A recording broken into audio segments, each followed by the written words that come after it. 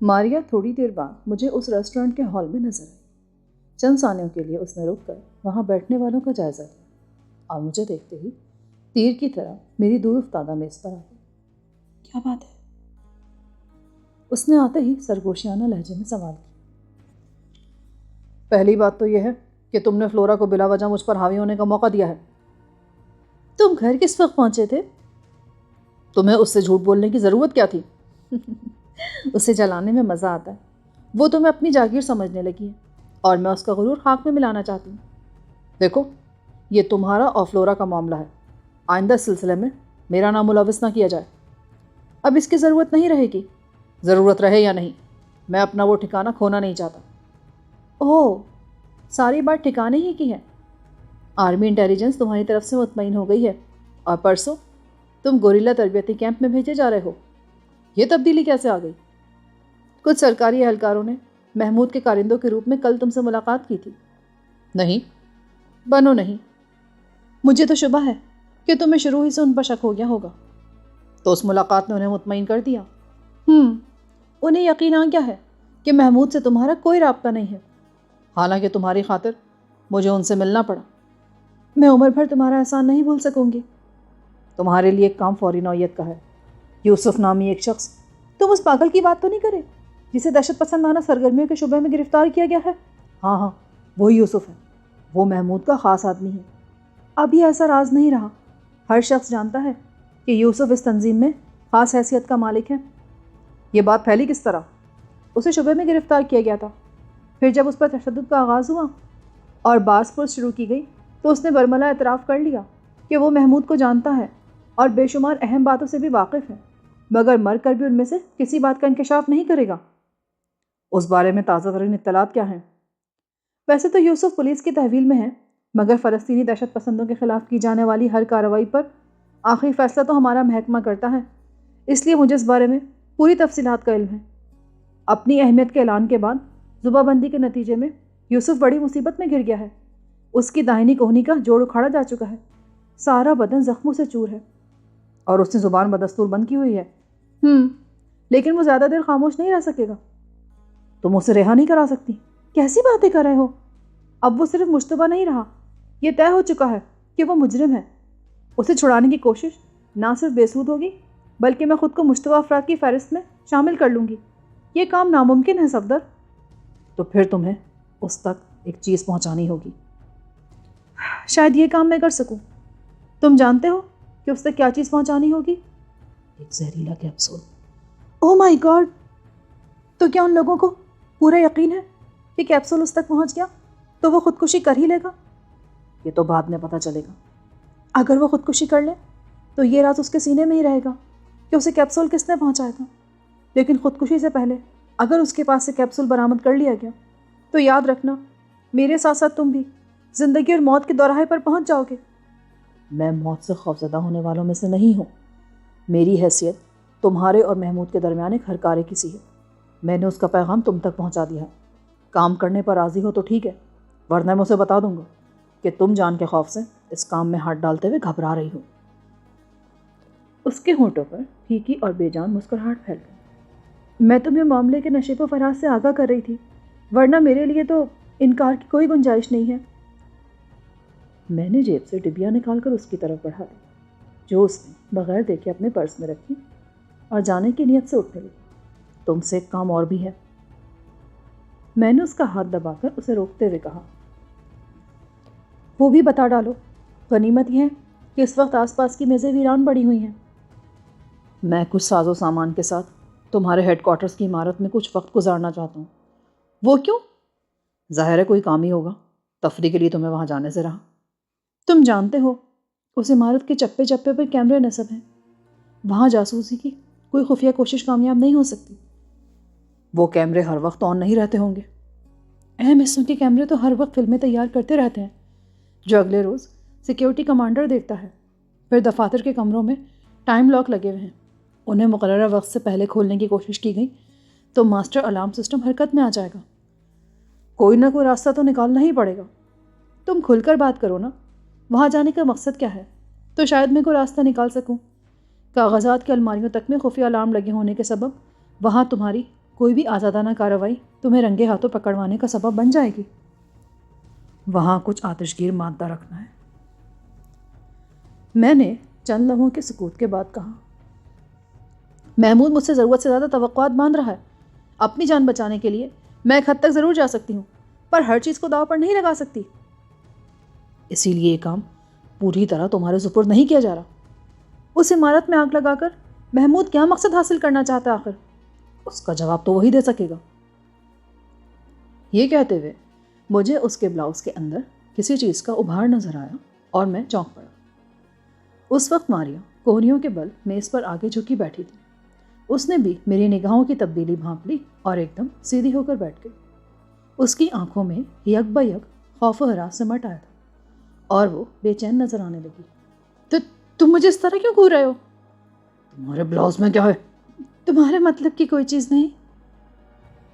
میں نے اسے ہوشیار ہونے کا موقع دیے بغیر کنکھیوں سے آس پاس کا جائزہ لیا۔ دور کی چند میزیں آباد تھیں، مگر وہاں سے میری کوئی حرکت دیکھ لیے جانے کا اندیشہ نہیں تھا۔ میں نے اچانک اس کے سینے کے درمیانی حصے پر ہاتھ مارا اور اس کے بوکھلا کر کرسی پر پیچھے سرکنے سے پہلے ہی وہاں کسی ٹھوس چوکور چیز کی موجودگی محسوس کر لی۔ یہ کیا ہے؟ باہر نکالو اسے۔ میں کہہ چکی ہوں نا، یہ تمہارے لیے بیکار ہے۔ بیکار ہو یا کارآمد، میں دیکھنا چاہتا ہوں اسے۔ اس کا تعلق میری سلامتی سے ہے۔ اس وقت میری اور تمہاری سلامتی مشترک ہے۔ اگر تم نے رضاکارانہ طور پر وہ چیز نہیں دکھائی تو میں زبردستی اسے نکال لوں گا۔ اسے دیکھنے کے بعد تم میری نیت پر شبہ کرنے لگو گے۔ حماقت کی باتیں نہ کرو، میں جھوٹ اور سچ میں تمیز کرنا جانتا ہوں۔ یہ جیبی کیسٹ ریکارڈر ہے جو میری اور تمہاری گفتگو ریکارڈ کر رہا تھا۔ مگر کس لیے؟ میں تم سے کچھ نہیں چھپاؤں گی۔ اس سے پہلے بھی 2 مرتبہ میں اپنی اور تمہاری گفتگو ریکارڈ کر چکی ہوں، اور وہ دونوں کیسٹ بھی میں نے اپنے بینک لاکر میں محفوظ کر دیے ہیں۔ تم یہ جتانا چاہتی ہو کہ تم مجھے کراس نہیں کر رہی ہو؟ میں محمود سے اب تک مطمئن نہیں ہو سکی ہوں۔ مجھے ہر وقت دھڑکا لگا رہتا ہے کہ وہ نہ جانے کس وقت میرا کام تمام کر دے۔ میری سمجھ میں نہیں آتا کہ یہ کیسٹ تمہیں کس طرح اس کے خلاف تحفظ فراہم کر سکیں گے۔ میں نے فوج میں کمیشن ملنے کے وقت اسرائیل اور عالمی صہیونی مفادات سے وفاداری کا حلف اٹھایا تھا، اور اب میں جان کے خوف سے تمہارے لیے جو کچھ کر رہی ہوں وہ میرے ضمیر پر ایک بوجھ ہے۔ میں نے ایسا بندوبست کیا ہوا ہے کہ اگر میری موت حادثاتی طور پر واقع ہو تو بینک میرے لاکر کی چابی اسمتھ کے حوالے کر دے گا، اور اسے معلوم ہو جائے گا کہ میں بدترین دباؤ کے تحت ملک و قوم سے غداری کرتی رہی ہوں، اور تم اس معاملے میں برابر کے شریک ہو۔ اور قدرتی موت کی صورت میں کیا ہوگا؟ بینک کو میری وصیت ہے کہ قدرتی موت کی صورت میں لاکر کی تمام اشیاء میرے وکیل کی موجودگی میں بینک کا نمائندہ نظر آتش کر دے۔ یہ کیسٹ ریکارڈر میرے حوالے کر دو ماریا۔ اس نے خاموشی سے بلاؤز میں سے ہلکا پھلکا نیشنل کمپنی کا ساختہ ٹیپ ریکارڈر نکال کر میرے حوالے کر دیا۔ اس کا ننھا سا کیسٹ نصف گھنٹے کی ریکارڈنگ کے لیے کافی تھا۔ ٹیپ ختم ہو جانے کے بعد ریکارڈر خاصی دیر پہلے ہی آف ہو چکا تھا۔ ریکارڈنگ کے لیے اس آلے میں 2 ننھے بے حد حساس مائکرو فون لگے ہوئے تھے۔ اور اب بینک کے لاکر سے دونوں کیسٹ بھی لا کر میرے حوالے کر دو۔ وہ میں ہرگز نہیں دوں گی۔ پھر تم طلبیب کی کسی بارونق شارہ سے اٹھا لی جاؤ گی۔ عورتیں تشدد کے سامنے جلدی زبان کھول دیتی ہیں۔ جب تک تم میری زبان کھلوانے کا بندوبست کرو گے، بینک لاکر کی چابیاں اسمتھ کو مل چکی ہوں گی۔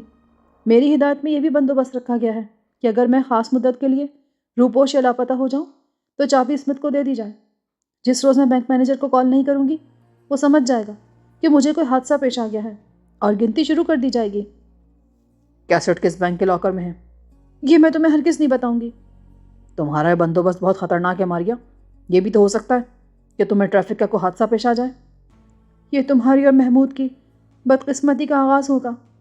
تم باہمی اعتماد کی فضا کو نقصان پہنچا رہی ہو۔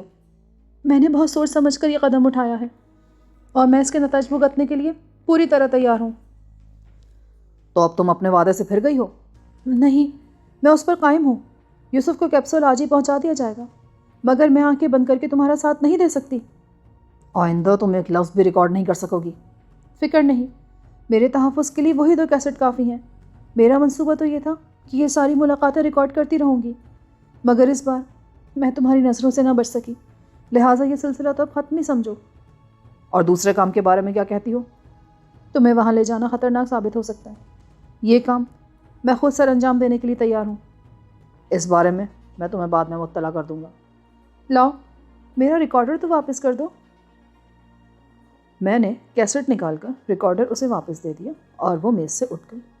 میں بھی چند منٹ بعد بل ادا کر کے ریسٹورنٹ سے نکل آیا۔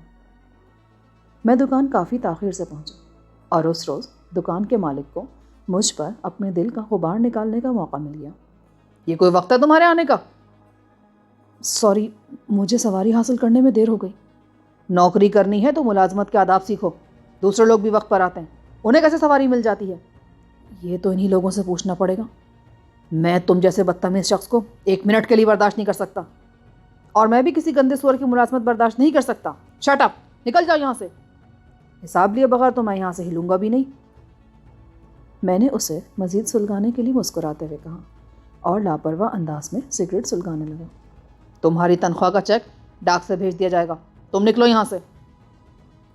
وہ میری قمیص کا کالر پکڑ کر مجھے باہر دھکیلنے کی کوشش کرتے ہوئے بولا۔ میں نے پوری طاقت سے اسے پیچھے دھکا دیا۔ وہ لڑکھڑا کر کاؤنٹر سے جا ٹکرایا۔ یہ سارا تماشا دکان کے بیرونی حصے میں ہو رہا تھا اور اکا دکا راہگیر فٹ پاتھ پر رک کر یہ کھیل دیکھنے لگے تھے۔ ایک پرانے ملازم نے آگے بڑھ کر دکان کا دروازہ بند کرنا چاہا، مگر مالک نے سختی کے ساتھ اسے منع کر دیا۔ اندر آؤ میرے ساتھ۔ دکان والا میرا ہاتھ تھام کر دکان کے اندرونی حصے میں بنے ہوئے کیبن کی طرف بڑھتا چلا گیا۔ اس بار میں نے بھی مزاحمت نہیں کی۔ میں بہت خطرناک آدمی ہوں مسٹر یاغل، میرے ساتھ مزید گڑبڑ کی کوشش تمہیں بہت مہنگی پڑ سکتی ہے۔ جانتا ہوں، یہ دھمکیاں تم نہیں، کیپٹن ماریا دے رہی ہے۔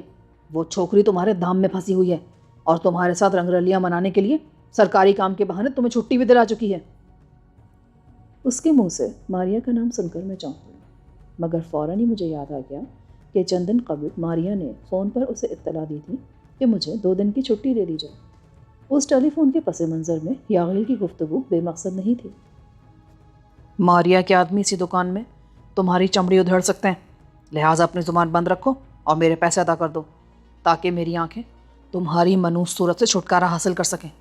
تو تم بدزبانی سے باز نہیں آؤ گے؟ 200 پاؤنڈ دے دو تو خاموشی سے چلا جاؤں گا میں۔ 200 پاؤنڈ؟ تمہارے تو زیادہ سے زیادہ 50-55 پاؤنڈ میری طرف نکلتے ہوں گے۔ پھر میں تمہاری ملازمت نہیں چھوڑوں گا۔ ماریا کبھی یہ برداشت نہیں کرے گی کہ اس کا عاشق تل ابیب کی سڑکوں پر بے روزگار مارا مارا پھرتا رہے۔ وہ تمہارا نرخرا دبا دے گی۔ تم مجھے بلیک میل کرنا چاہتے ہو؟ انا کو ٹھیس لگتی ہو تو تم میرے اس عمل کو عطیے کی وصولیابی بھی سمجھ سکتے ہو، مگر میں تمہاری صورت دوبارہ نہیں دیکھنا چاہتا۔ ایسا وعدہ کرنے کے لیے مجھے اپنے مطالبے میں 100 پاؤنڈ کا اضافہ کرنا ہوگا۔ یعنی 300 پاؤنڈ؟ ہاں، صرف 300 پاؤنڈ۔ ٹھیک ہے، میں 300 پاؤنڈ بھی دے دوں گا۔ یہ میری ہی غلطی تھی کہ میں نے تمہیں مسکین سمجھ کر ملازم رکھ لیا، مگر اب پتہ چلا کہ برِ صغیر سے تعلق رکھنے والے سبھی مسکین نہیں ہوتے۔ اس نے شکست خوردہ لہجے میں کہتے ہوئے کیش باکس کا تالا کھولا۔ پورے 300 ہے نا؟ میں نے اس سے رقم لیتے ہوئے پوچھا۔ گن لو، باہر جانے کے بعد میں ذمہ داری قبول نہیں کروں گا۔ پورے ہی ہوں گے، تم پر مجھے اتنا بھروسہ تو ہے۔ نہیں، میرے سامنے رقم گنو۔ وہ اچھل کر میری راہ میں حائل ہو گیا۔ تم بہت مکار آدمی ہو، کیا پتا واپس آ کر رقم میں کمی کی شکایت کر بیٹھو۔ زبان سنبھال کر بات کرو یاغل، ورنہ 50 پاؤنڈ فی گستاخی کے حساب سے رقم وصول کر دوں گا۔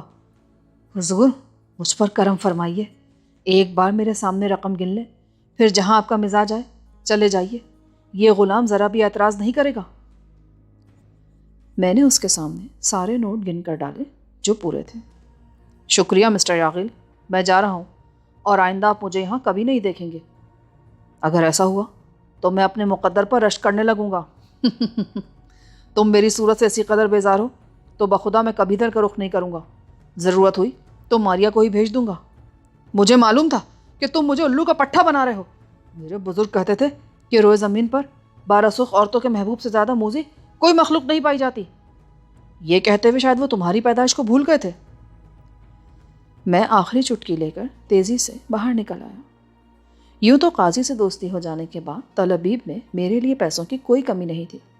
جانے سے پیشتر قاضی مجھے کھلی چھوٹ دے گیا تھا کہ جب اور جتنی چاہوں اس کے آدمی سے رقم لے سکتا تھا، مگر مجھے اس یہودی کنجوس کی تجوری سے رقم نکلوا کر جو خوشی ہوئی تھی وہ قاضی کے آدمی سے 3,000 پاؤنڈ لے کر بھی نہ ہوتی۔ مجھے پورا یقین تھا کہ یاغل اب کئی دن تک دکان کے عملے اور اپنے ملاقاتیوں کو اپنے لوٹنے کی درد بھری داستان سناتا رہے گا، اور شاید ایک آدھ رات کے لیے اس کی نیند بھی سرے سے غائب ہو جائے۔ یاغل کی ملازمت شروع سے ہی مجھے ناگوار گزر رہی تھی۔ صبح سے شام تک میں وہاں احمقوں کی طرح ہاتھ پر ہاتھ رکھ کے بیٹھا رہتا تھا۔ دکان میں اکا دکا گاہک آتے جنہیں پرانے ملازم سنبھال لیتے تھے۔ بس شام کے وقت 1-1.5 گھنٹے کے لیے خریداروں کا رش ہوتا تھا۔ 11 گھنٹوں میں بمشکل 2 گھنٹے کی مصروفیت مجھ جیسے آدمی کے لیے ناکافی تھی، مگر اتنا عرصہ میرے وہاں رکنے کا سبب یہ تھا کہ محمود اس دکان کو اپنے پیغام رسانی کے مرکز کے طور پر استعمال کرنا چاہتا تھا، مگر میرے لیے وہاں گزارا کرنا مشکل ہو گیا تھا۔ اب میں چاہتا تھا کہ جلد از جلد محمود کو اپنے استخدام سے آگاہ کر دوں تاکہ محمود کا کوئی معتمد میری جگہ اس دکان پر ملازمت اختیار کر سکے۔ اب میرے سامنے پہاڑ سا دن پڑا ہوا تھا۔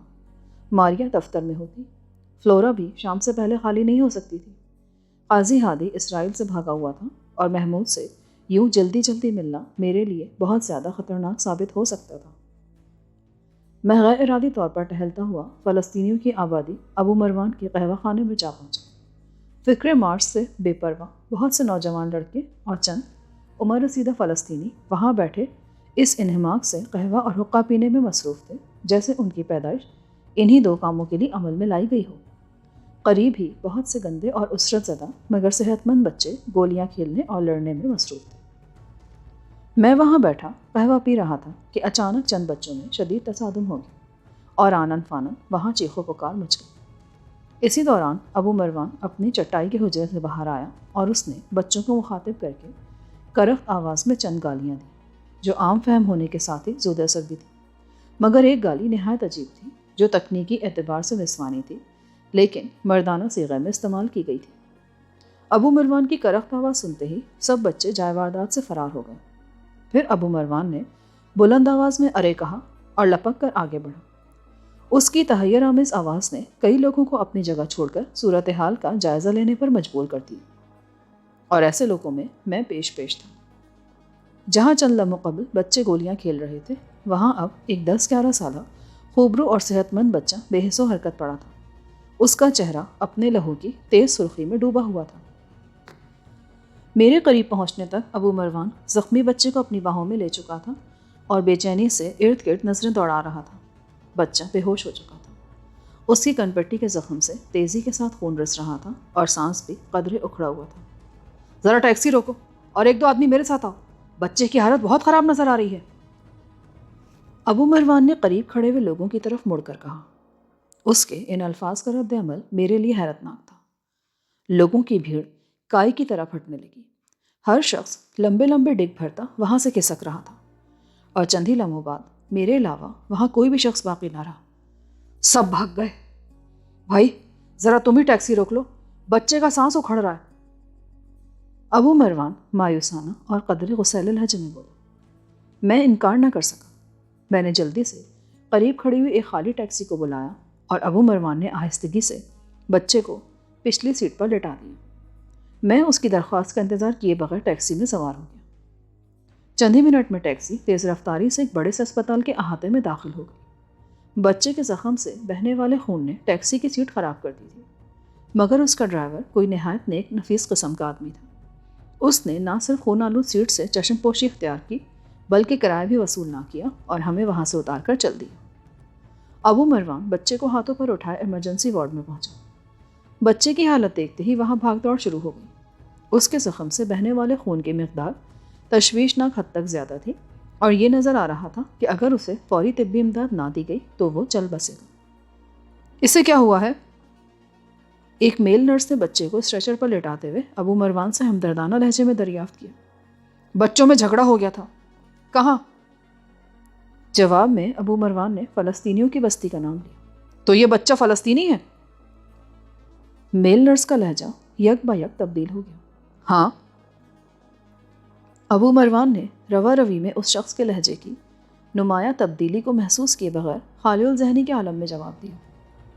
تھانے میں رپورٹ درج کرائی تم نے؟ میل نرس نے اچانک بچے کو یوں چھوڑ دیا جیسے وہ کوئی اچھوت ہو۔ رپورٹ بھی درج کرا دوں گا، ذرا اس کا خون تو روکنے کا بندوبست کرو۔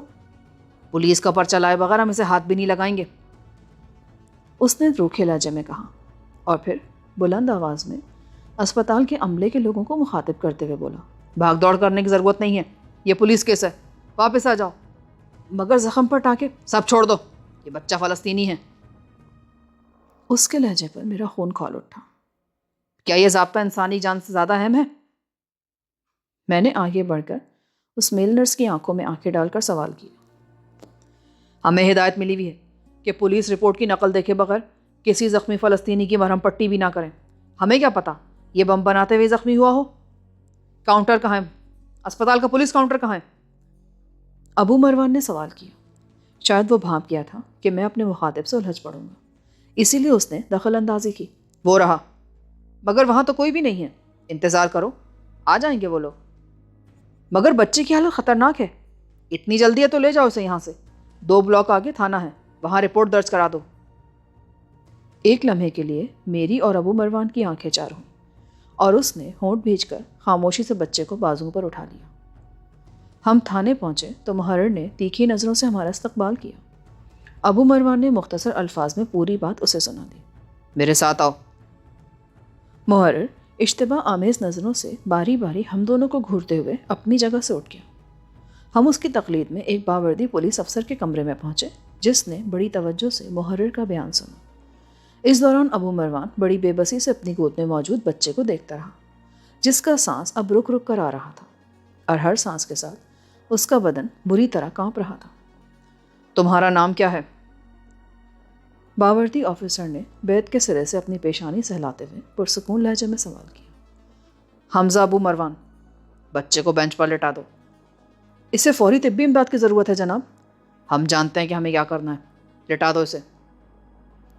اس نے ایک گھنٹی بجاتے ہوئے کہا۔ ابو مروان نے بادل ناخواستہ بچے کو ایک چوبی بینچ پر ڈال دیا۔ بچے کی کن پٹی سے خون بدستور جاری تھا۔ اسی وقت گھنٹی کے جواب میں 2 سپاہی وہاں پہنچ گئے۔ ان دونوں کو حوالات میں بند کر دو۔ مگر جناب ہمارا قصور۔ جاؤ۔ میں غیر ملکی ہوں اور انسانی ہمدردی کی بنا پر بچے کے ساتھ یہاں تک چلا آیا۔ میں نے اپنا غصہ ضبط کرتے ہوئے اپنا دفاع کرنے کی کوشش کی۔ اسرائیل کی سرزمین پر فلسطینیوں سے ہمدردی کرنے والا کوئی غیر ملکی بے گناہ نہیں ہو سکتا۔ آپ فوراً حوالات میں تشریف لے جائیے، ورنہ بچے کے ساتھ ساتھ آپ کو بھی طبی امداد کی ضرورت پیش آ سکتی ہے۔ میں خون کے گھونٹ پی کر سپاہیوں کے ساتھ چل پڑا۔ جس وقت ہم کمرے سے باہر جا رہے تھے، بچے پر نزع کا آرام طاری تھا۔ اس کے پورے جسم پر تشنج چھایا ہوا تھا، اور کن پٹی سے بہنے والا زندہ لہو فرش کو داغدار کر رہا تھا۔ ہم دونوں کو حوالات کے جالی دار دروازے کے پیچھے دھکیل کر دروازہ مقفل کر دیا گیا۔ وہاں ہم سے پہلے 2 بدنصیب موجود تھے۔ چوری کے جرم میں پکڑے گئے ہو؟ سپاہیوں کے چلے جانے کے بعد پرانے قیدیوں میں سے ایک نے سرگوشیانہ لہجے میں سوال کیا۔ ابو مروان نے خلا میں گھورتے ہوئے اپنے سر کو نفی میں جنبش دی۔ پھر کوئی جعلسازی کی ہوگی۔ اپنی زبانیں بند رکھو اور دفع ہو جاؤ، ورنہ ہم قتل کا جرم بھی کر بیٹھیں گے۔ میں نے ان دونوں سے درشت لہجے میں کہا، اور وہ سہم کر ایک گوشے میں چلے گئے۔ وہ مر جائے گا، اس پر کوئی توجہ نہیں دے گا۔ اس کا قصور صرف اتنا ہے، صرف اتنا قصور ہے اس کا کہ وہ فلسطینی ماں باپ کی اولاد ہے۔ ابو مروان مٹھیاں بھیج کر ہذیانی انداز میں بڑبڑایا۔ شاید اسی لیے کوئی تمہارے ساتھ آنے پر آمادہ نہیں ہوا تھا۔ مجھے افسوس ہے میرے دوست کہ میری وجہ سے تم اس مصیبت میں آن پھنسے۔ اگر بچے کی زندگی بچ جائے تو مجھے اس قید کا بھی غم نہیں ہوگا۔ اسے تو قدرت ہی بچائے تو بچائے، ورنہ یہاں اس پر کوئی توجہ دینے والا نہیں رہا۔ اب ہمارے ساتھ کیا ہونے والا ہے؟ مار پیٹ اور تشدد کے سوا اور کیا ہو سکتا ہے؟ میں تو ان چیزوں سے نہیں گھبراتا، پر تم بلا وجہ پھنس گئے۔ ہم دونوں بھوکے پیاسے شام تک حوالات میں بند رہے۔ پرانے قیدیوں نے بعد میں ہمارے قریب پھٹکنے کی کوشش نہیں کی، بس ایک کونے میں دب کے دور ہی دور سے ہمیں دیکھتے رہے۔ شام کو ہماری طلبی کا پروانہ آیا۔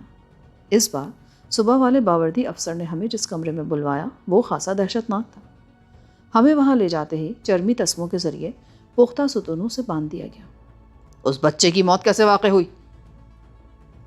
پولیس افسر کا یہ سوال میرے اعصاب پر کسی بم کی طرح گرا۔ مر گیا وہ؟ ابو مروان نے حیرت اور اذیت کے عالم میں پوچھا۔ اچانک پولیس والے کا ہاتھ حرکت میں آیا اور بیت پوری قوت سے ابو مروان کے سینے پر پڑی۔ تمہیں سوال نہیں کرنے، جواب دینے کے لیے یہاں بلایا گیا ہے؟ بچوں کی لڑائی میں اسے چوٹ آ گئی تھی۔ یہ جھوٹ ہے، کتوں کی آبادی میں کسی کو ایسے جھگڑے کا علم نہیں، ہم وہاں پوری طرح چھان بین کر چکے ہیں۔ داؤد، سمیر، ہاشم، عبداللہ سبھی وہاں موجود تھے، ان کے سامنے میں نے زخمی بچے کو اٹھایا تھا۔ نام پھر دوہراؤ۔ وہ کاغذ اور قلم سنبھالتے ہوئے بولا۔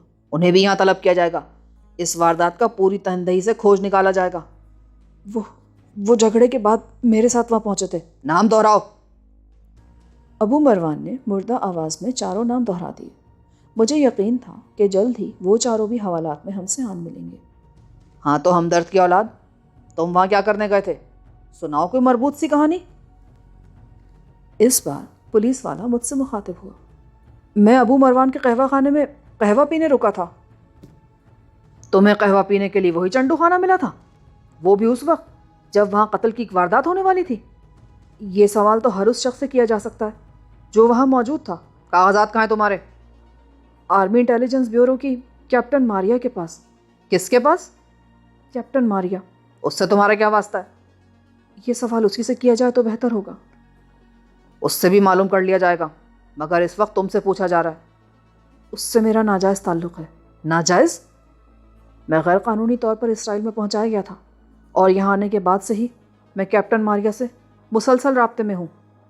تمہیں یہاں کس طرح لایا گیا تھا؟ اس کے سوالات میں اب ذاتی تجسس ابھر آیا تھا۔ جس شخص کے حکم پر مجھے ہوائی راستے سے یہاں لایا گیا، میں اسے ابو خالد کے نام سے جانتا ہوں۔ میں نے اسے مروب کرنے کی خاطر کہا۔ ابو خالد؟ یہ نام تو میں پہلی بار سن رہا ہوں۔ کیا وہ اسرائیل کا ہی باشندہ ہے؟ بعد میں مجھے پتا چلا کہ اسرائیلی اسے بن حیان کے نام سے جانتے ہیں۔ میں نے پرتمکنت لہجے میں کہا۔ مجھے پورا یقین تھا کہ اس انکشاف کے بعد وہ بدتمیز افسر مجھ پر ہاتھ ڈالنے کی ہمت نہیں کر سکے گا۔ اوہ! چند ثانیوں تک وہ اسی طرح میری طرف دیکھتا رہا۔ تو تم اتفاقاً ادھر جا نکلے تھے؟ قتل کی واردات سے تمہارا کوئی تعلق نہیں ہے؟ میرا اسی قدر تعلق ہے جتنا ابو مروان یا ان 4 آدمیوں کا جن کے نام تم نے لکھے ہیں۔ اپنی بات کرو، ان خبیث فلسطینیوں سے نمٹنا میں اچھی طرح جانتا ہوں۔ اسی وقت باہر راہداری میں کسی کے دوڑتے قدموں کی آواز سنائی دی، اور وہ افسر گردن اٹھا کر چونکنے انداز میں اس طرف دیکھنے لگا۔ وزنی جوتوں کی دھمک سے معلوم ہو رہا تھا کہ آنے والا عملے ہی کا کوئی آدمی ہے۔ پھر ایک بوکھلایا ہوا مسلح سنتری اندر داخل ہوا اور ایڑیاں بجا کر سلوٹ مارنے کے بعد ہانپتے ہوئے بولا، سر اس نے خودکشی کر لی، اس کا بدن نیلا ہو کر ہٹ گیا ہے۔ کس نے؟ اس انکشاف نے افسر کو بھی سراسیما کر دی۔ یوسف نے، 4 نمبر والا فلسطینی۔ یہ سنتے ہی افسر کے پیروں میں بجلی سی سرایت کر گئی اور وہ بری طرح دوڑتا ہوا سنتری سمیت وہاں سے چلا گیا۔ ہم دونوں بدستور پختہ ستونوں سے بندھے ہوئے کھڑے رہے۔ یوسف کی خودکشی کی خبر سن کر میرا دل یک بیک خوشی سے اچھل پڑا تھا۔ سخت نگرانی اور قید تنہائی میں یوسف کی کامیاب خودکشی کا یہ مطلب تھا کہ ماریا اپنے وعدے پر بدستور کاربند تھی۔ اس نے یقینی طور پر صبح ہی کیپسول یوسف تک پہنچا دیا ہوگا۔ اب یہ یوسف کی عقل مندی تھی کہ مرتے مرتے بھی اس نے حواس سے پوری طرح کام لیا۔ اس نے فوری طور پر خودکشی کرنے کے بجائے کافی وقت کے بعد زہریلا کیپسول کھایا تھا تاکہ ماریا کی پوزیشن خطرے میں نہ پڑ سکے۔ یوسف کی خودکشی کی خبر سے تھانے میں بھونچال سا آ گیا۔ ہر طرف سے چلنے پھرنے اور زور زور سے بولنے کی آوازیں سنائی دے رہی تھیں۔ پھر شاید تھانے کی ایمبولینس حرکت میں آئی اور اس کے سائرن کا شور تیزی کے ساتھ دور ہوتا چلا گیا۔ یہ کیسا عجیب اتفاق تھا کہ قدرت نے مجھے حالات کے دھارے میں لے کر اسی تھانے میں پہنچایا تھا جہاں ایک اہم واقعہ ظہور پذیر ہونے والا تھا۔ یوسف کے بارے میں ابو مروان نے مجھ سے ایک لفظ بھی نہیں کہا، اور نہ ہی میں نے اس موضوع پر بات چھیڑنا مناسب سمجھی۔ کچھ دیر بعد شاید اعلیٰ حکام وہاں آن پہنچے، کیونکہ ساری ہڑبوں یک بیک معدوم ہو گئی اور وقفے وقفے سے فضا میں ایڑیاں بجنے کی آوازیں سنائی دینے لگیں۔ کافی دیر گزر گئی لیکن کسی نے پلٹ کر ہماری خبر نہیں لی۔ 11 بجے کے قریب کوئی اس طرف آیا، اور جب وہ اندر داخل ہوا تو میں خاصا مایوس ہوا، کیونکہ وہ ایک سپاہی تھا۔ اس نے ہمارے چاروں طرف چکر لگا کر جائزہ لیا اور واپس جانے لگا۔ اپنے افسر کو یاد دلا دو کہ اس نے کیپٹن ماریا کے ایک آدمی کو یہاں باندھا ہوا ہے، وہ ایک کانفرنس میں ہے۔ سپاہی یہ کہہ کر دروازہ بند کر کے وہاں سے چلا گیا۔ میں تو اس طرف سے مایوس ہی ہو گیا تھا، مگر وہ سپاہی کچھ فرض شناس تھا۔ اس نے ماریا کو وہاں دیکھ کر مطلع کر دیا کہ کوئی حوالاتی اس کا نام لے رہا ہے، اور ماریا سیدھی وہاں آن پہنچی۔ ارے تم اس حال میں؟ ایک فرضی قتل کا الزام ہے مجھ پر۔ تم نے میرا حوالہ نہیں دیا؟ دیا تھا، مگر اسی وقت ایک بری خبر آ گئی اور مجھ پر تشدد کرنے والا آفیسر بوکھلاہٹ میں یہاں سے چلا گیا۔ آرتھر اس وقت ہوم ڈپارٹمنٹ کی ایک میٹنگ میں ہے۔ تمہاری باضابطہ رہائی تو اس کی آمد پر ہی ہوگی، مگر میں تمہاری بندشیں کھلوا دیتی ہوں۔ تمہارا یہی احسان کافی ہوگا۔ ماریا کے اشارے پر اسے لانے والے سپاہی نے میرے تسمے کھول دیے۔ اس بیچارے کو بھی کھلوا دو، یہ میرے اختیار میں نہیں ہے۔ میں ابو مروان کو الوداع کہہ کر ماریا کے ہمراہ وہاں سے چلتی۔ یوسف نے خودکشی کر لی ہے۔ راہداری میں موقع پا کر ماریا نے میرے کان میں ہیجان آمیز لہجے میں سرگوشی کی۔ اچھا؟ آرتھر سے اسی بارے میں جواب طلبی ہو رہی ہے، اس کی ملازمت بچنی مشکل ہے۔ تو میری باضابطہ رہائی کا کیا بنے گا؟ تم آرام سے انتظار گاہ میں بیٹھو، میری رات تو یہیں کالی ہوگی۔ آرتھر کی جگہ جو بھی نیا انچارج آئے گا میں اس سے بات کر لوں گی۔ آج میں نے اسٹور کی ملازمت چھوڑ دی ہے۔ کیوں؟ یہ غل حد سے بڑھ گیا تھا۔ چلو اچھا ہی ہوا، اب تم فلورا کو پورا وقت دے سکو گے۔ وہ طنزیہ لہجے میں بولی۔ اسی وقت سامنے سے چند افسران دبے لہجے میں باتیں کرتے آئے اور میں ماریا کو منہ توڑ جواب نہ دے سکا۔ ماریا نے مجھے سپاہی کے حوالے کیا اور خود ان افسران کے ہمراہ چل دی۔ سپاہی مجھے انتظار گاہ میں بٹھا کر رخصت ہو گیا اور میں ذہن میں آئندہ کے بارے میں اپنی حکمت عملی ترتیب دینے لگا۔